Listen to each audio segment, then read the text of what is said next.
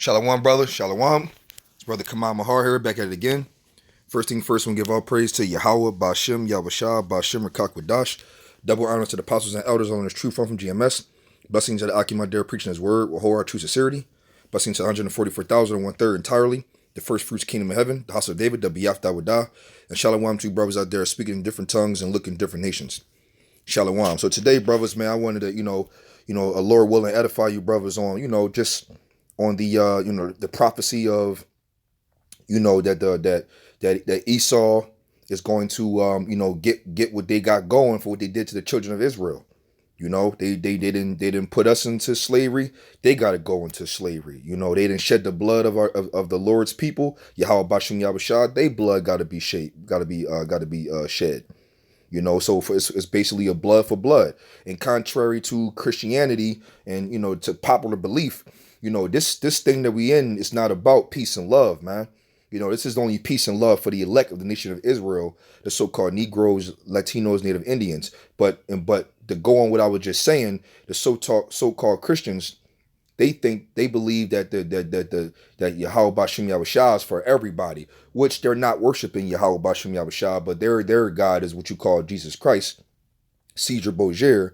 But they believe that in the Bible it talks about love for all and love for everybody, but it's only for the children of Israel. So and most times that is love for all. It started with Esau and other nations who think they can be congregated into the congregation. And that's not the way that's the way it is, or how it's ever going to be. But they got our people in a trick bag with this Christianity, thinking that it's all love and all peace. Because when you in those churches, there's sodomites in there. There's men who have side chicks who married. There's people who would leave the church and go eat shrimp, pork, and lobster. I mean, all kinds of manner and wickedness goes on right after church, after you so-called pray. But Esau gotta get dealt with for that, man. They gotta get dealt with for leading our people astray, for even doing that in general. You know what I'm saying? So, they gotta, the Lord deals with 187 or vengeance, man. So, I had a couple of precepts lined up. I let the Spirit deal. I'll just even start at Zechariah 2:8 actually. So I'll even just start here, Zechariah 2:8. Um, Zechariah 2:8. It says, for thus saith Yahawah Bashim Yahawashi of hosts, after the glory have he sent me unto the nations, which spoil you. For he that toucheth you, toucheth the apple of his eye. Right. Because the reason why he's saying that is because, in case brothers are new to this, the reason why the Lord is saying that is because the so-called Negroes, Latinos, Native Indians of today are who you call the Israelites, who are the true biblical Israelites. And the Lord only deals with the Israelites, and I can just bring one precept in there which is also what I would say is Israelite 101, Deuteronomy 7:6, and is more other precepts, but this is what hitting on the nose. It says Deuteronomy 7:6, for thou art a holy people unto the Lord Yahawah Bashim Yahawashi thy power. Yahawah Bashim Yahawashi thy power have chosen thee to be a special people unto himself above all people that are upon the face of the earth. Right. So when you look at Zechariah 2:8, that's a good precept to that, because the Lord says, for thus saith the Lord of hosts, after the glory hath he sent me unto the nations, which spoiled you, right? Because all the nations had a hand in us, pursuing Psalms 83, when it talks about all the nations who had a hand of trying to make us a no more remembrance people, which they have done very successfully. And it says, for he that toucheth you touches the apple of his eye, right? Because we are Yahawah Bashim Yahawashi's people. We are the chosen people. So if you touch the chosen people, just like how a parent would say, if you touch my child, I'm gonna whoop your ass or I'll kill you or so. The Lord feeling the same way. Where do you think those emotions come from? Yahawah Bashim Yahawashi is going to get great vengeance on Esau and other nations for doing his people dirty. And what's going to happen to them? They're going to go into slavery. We had to build their kingdom. They're going to build our kingdom. We went through hard chattel slavery bondage. They're going to go through hard chattel slavery bondage. They didn't kill us with the sword. We're going to kill them with the sword, along with spiritual power and any manner that we think of with great ideas. We're going to go for and try. So, And along with separating our kids and all these different things. Yeah, we gonna do the same thing right on back. What is this? Let me get the book of let me go to Numbers. Numbers 33, and maybe not 33, 34. Oh, I'm sorry, I'm slocky. I'm in Deuteronomy. I'm in Numbers. Yeah, Numbers 34, 35, 34. It's Numbers 35 and 33. It says, "So you shall not pollute the land wherein you are, for blood it defileth the land, and the land cannot be cleansed of the blood that is shed thereon, but by the blood of him that shed it." Right, because when Esau came over here, Esau had took our people, took Judah from the Western Hemisphere, and he had the other Jakes as well from other parts, and he took them over here to America, and they didn't did us dirty. Then, not to mention, Esau went over to Gad and Reuben over here where they were first, and it would rape, rob, murder, stole their land, and did whatever they wanted to do. You know what I'm saying? And damn near attempted to kill off all our people, man. Which is Gad and Reuben, which are the so-called native Indians and the Semio Indians as well. So and they got to pay for that. I'm gonna read this again, and because of all that bloodshed that Esau have done, what's that, Ezekiel? I'm gonna get into Ezekiel as well. It says, so shall you not pollute the land wherein you are, for blood it defileth the land, and the land cannot be cleansed of the blood that is shed therein, but by the blood of him that shed it. Right? Because like my brother Ariel was saying, when you commit a crime, you know what I mean, or you doing something, you did something really wicked, you can't try to, the Lord not dealing with your particular sorries or what you got to offer to try to get that back. No, no, no, no. The only way the Lord gonna be satisfied because of what happened to His people is by shedding the blood of the ones who shed it. Seriously, like I'm saying, it's blood for blood out here, and that's righteous too. That's the way it's gonna go. Matter of fact, let me go to Ezekiel before, because the scriptures are flying all around me right now. Ezekiel 35, and I believe it's in 6. It says, "Therefore, as I live, saith the Lord Yahawah, I will prepare thee unto blood, and blood shall pursue thee, since thou hast not hated blood, even blood shall pursue thee." Right. You know what I mean? Yo, man, Esau go for blood, man. They do, they do. And matter of fact, yeah, for the controversy of Zion, let me read 7. "Thus will I make Mount Seir most desolate, and cut off from it him that passes out of him that returneth."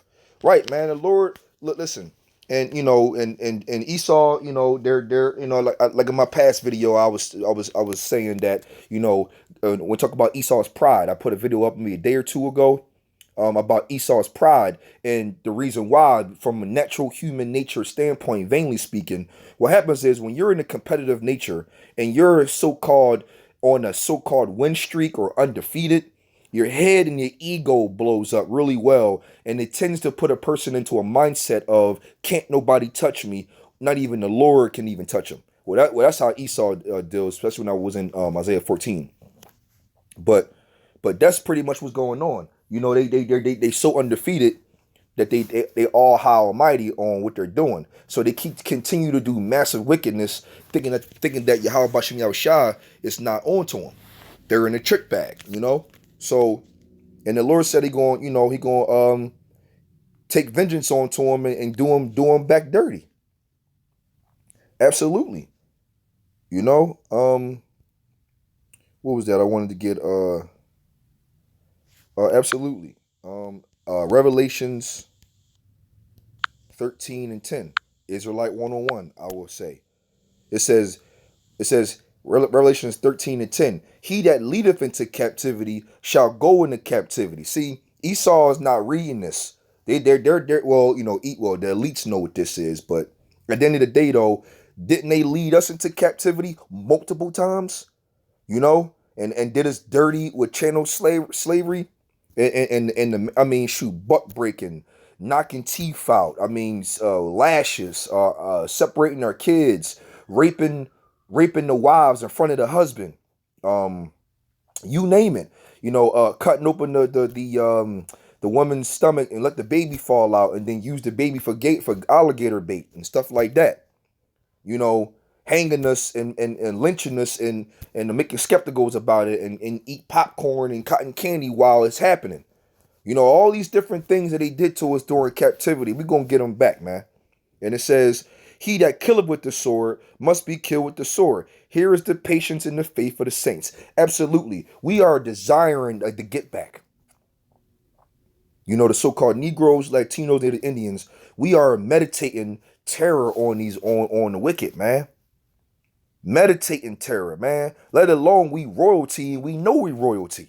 And we know we supposed to be on top, but we sinned against the Lord, and the Lord brought us down. But we about to be done this captivity, and it's about to be their turn. You know, all those curses in Deuteronomy 28 from 16 on down is going to go right on Esau. Matter of fact, that's a precept. Deuteronomy 30 and 7. It says, and the Lord Yahawah thy power will put all these curses upon thine enemies and on them that hate thee, which persecuted thee. Because we was persecuted, and we got the curses on us right now, something heavy. They're not going to be lifted until Yahawashi come back and deliver us. But then once Yahawashi come and deliver us, all those curses is going to be on them, and it's slowly coming on to them too. You know, it's a beautiful thing, man. It really is, because they didn't kill us with the sword. We're going to kill them with the sword. We're going to bind them up, and we're going to do exactly what they did to us, to them. You know? Matter of fact, what is that? The book of Psalms, I believe. Psalms, I believe 149, maybe? Yeah, 149. Let me get to the point, too. It says, you know what? Because this is beautiful, because this is how we feel and how we gonna go about the situation. It says, praise ye Yahawah, sing unto Yahawah a new song, and a praise in the congregation of saints, which are the Israelites, and how you know who the saints are in Psalms 148. But we're not, I get to that later. Let Israel rejoice in him that made him, and let the children of Zion be joyful in their king. Let them praise his name in the dance, and let them sing praises unto him with the tremble of in heart. For Yahawah Bahasham Yahawashi take a pleasure in his people, right? He will beautify the meek with salvation. Let the saints be joyful in glory. Let them sing aloud upon their beds. Well, that's how you know it's still Israelites, because it just says saints again in the same context of Israelites in general. But it says 6, let the high praises of the Most High be in their mouth, and the two-edged sword in their hand, to execute vengeance upon the heathen and punishments upon the people. And why are we doing that? What is the vengeance for? Right, slavery, multiple times, destroying our people, putting us on the bottom, got us in ghettos, making unrighteous decrees so that we can never rise, you know, and just having fun and having your way with us, man. Esau, and not even the heathen, other heathen too. And so I'm gonna read 6 again. It said, let the high praise of the Most High be in their mouth, and the two-edged sword in their hand. So we're going to be very happy and very, very satisfied, and we're going to glory the name of Yahawah Bahasham Yahawashi because of it. And we're going to have the opportunity to rule with a rod of iron, to do what? To execute vengeance upon the heathen and the punishments upon the people, to bind their kings with chains and their nobles with fetters of iron, to execute upon them the judgment written. This honor have all his saints. Praise ye Yahawah Bahasham Yahawashi. Brothers, meditate on this, man.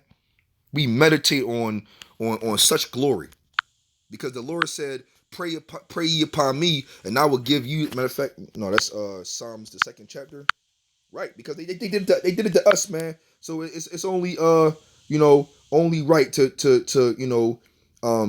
get back is to get back. It says I know that was Psalms, the 2nd chapter.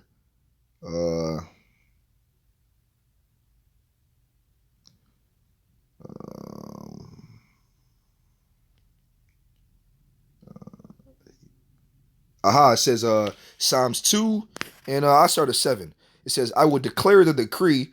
Yahawah Bahasham Yahawashi have said unto me, thou art my son, this day have I begotten thee. Ask of me, and I shall give thee the heathen for thy inheritance, and the uttermost parts of the earth for thy possession. And we're gonna get that in And we're going to get that in the kingdom. I'm going to go to 9 too. And thou shalt break them with a rod of iron. That's the spirit. I was just going into that. Thou shalt dash them into pieces like the potter's vessel. Right. You see what I'm saying? And we delight in that, man. We want to be in this position, and Lord willing, I could be a part of that number, and also the brothers sincere in this thing to get that, because that's the promise of the kingdom right there. That's what's going to happen in the kingdom. The uttermost parts of the earth and the heathen for our possession. Under Yahawashi, on down. Because it's going to be Yahawashi's kingdom, given to him by Yahawah. You know what I mean? And rightly deserved. So man, what's that?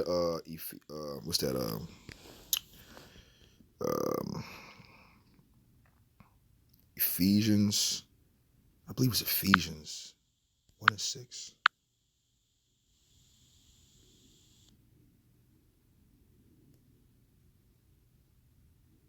Ephesians 2:1-6.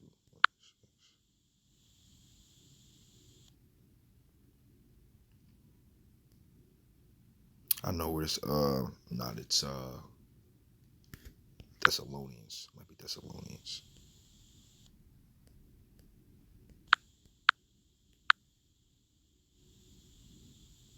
Yep. 2 Thessalonians 1:6. Seeing it is a righteous thing with the Most High to recompense tribulation to them that trouble you. You see that? So the Lord even dealing with vengeance, man. Like it said in what was that?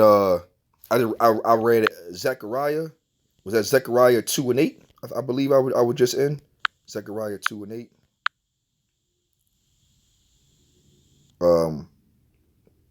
You know what? That's a good one too. But I wanted that was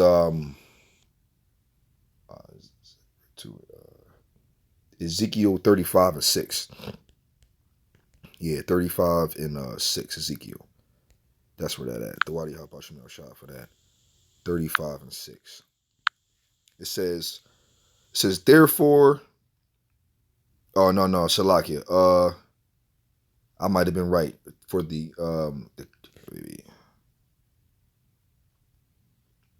that's still what I wanted, but I wanted the other one.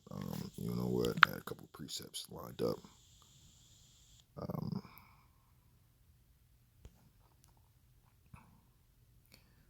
34. I had a couple of these written down for the controversy. You know what? Go back into it. There we go. It was Isaiah 34:8. Shalakia. Isaiah 34:8. I wanted that again actually. 34:8. Isaiah. It says for it is the day of the Lord's vengeance, right? The year of recompenses for the controversy of Zion. That is beautiful because that's the time we're in now, and Esau got another thing coming because it's their time to shine now. What's that? Lamentations 4. I think it's 20. Yep, it says, here we go. It says, Lamentations 4:21. Rejoice and be glad, O daughter of Edom, that dwellest in the land of Uz. The cup also shall pass through unto thee, and thou shalt be drunken, and shalt make thyself naked. Right. And what's that cup? Slavery, man. To bring down their system. The blood that needs to be shed for them, the blood they shed on us need to be shed on them. Slavery and that's just what it is, man. Tribulation and slavery is their cup that they gotta go through and drink that straight up with no mixture because they didn't did us dirty like that. And we done too. In 22 it says, the punishment of thy iniquities accomplished, O daughter of Zion. He will no more carry thee away into captivity. He will visit thy iniquity, O daughter of Edom, and he will discover thy sins. Right, because in Deuteronomy 30:7, I was talking about. I read that the fact that the Lord is going to take all the curses and put it on the ones who persecuted us, man. All those curses, man. Tender and delicate, slavery. Curses thy in, curses thy in, and curses thy out. I mean, have no thought or thought of mind or how your life is going to be. Oh yeah, man. Esau got another thing coming, man, and it's a beautiful thing to be living. It says better is the end of than the beginning of something. Roughly paraphrasing, and that's beautiful because we're at the very end of this thing. Let me go to second address. I'm gonna end off with these two precepts here. Second address 6 and 9. Haven't brought this out in a while, but this is beautiful. It says, "For Esau is the end of the world, and Jacob is the beginning of it that followeth." That's beautiful, man. And we at the end of Esau's world, which is the world of their rulership, their age. You know, that world is pretty much an eon for the most part, which is a time frame or so. And, you know, and Jacob's eon is the beginning of it that followeth, man. And the reason why is because of this. Sirach, I'm gonna end off with this one, brothers. Sirach 10 and 8. Or no, it says, "Because of unrighteous dealings, injuries, and riches got by deceit, the kingdom is translated from one people to another." You know, and you know what? Let me read 9. "Why is earth and ashes proud? There is not a more wicked thing than a covetous man, for such an one setteth his own soul to sale, because while he liveth he casteth away his bowels." Man, that's Esau all day. Now our people following suit and things of that nature, but hey, who's the most prideful people on the planet is Esau, man, because they got their rulership. But their rulership is coming to an end, and they're going to drink that cup, man, because we had to drink that cup. So with that, I'll write this out. Lord willing, this was edifying to you, brothers. I want to give all praise to Yahawah, Bahasham, Yahawashi, Bahasham, qadash. Yahawah, he is to be, exists. Bahasham in the name, and the only begotten Son, the Lord and Savior, the deliverer, Yahawashi, Bahasham in the name, and the Holy Spirit of qadash. Double honors to the apostles and elders, all learners truth from GMS. Blessings to the Akim Adair preaching his word with whole true sincerity. Blessings to the 144,000, the 1/3 entirely. The first fruits kingdom of heaven, the house of David, the Biaf Dawadah, and Shalom to you brothers out there speaking in different tongues and looking in different nations. Shalom, brothers.